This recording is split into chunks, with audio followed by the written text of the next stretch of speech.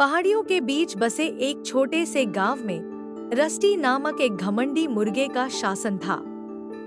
हर सुबह उसका जीवंत कौवा घाटी में गूंजता था, जिससे किसान और जानवर समान रूप से जाग जाते थे।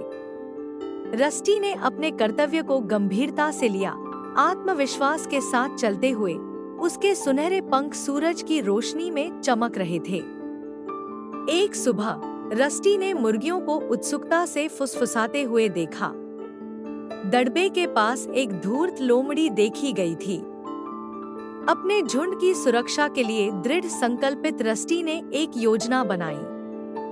उस रात वह खलिहान की छत पर बैठकर देख रहा था।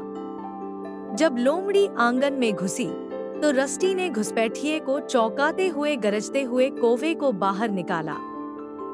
शोर से किसान जाग गया, जिसने लालटेन और चिल्लाकर लोमड़ी को भगाया।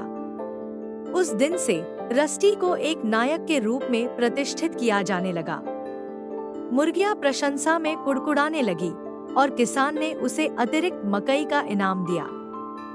रस्टी ने अपनी सुबह की कॉलें जारी रखी, पहले से भी ज्यादा गर्व के साथ, यह जानते हुए कि वह सिर्फ जगाने वाली कॉल नहीं थी बल्कि फार्म का संरक्षक था।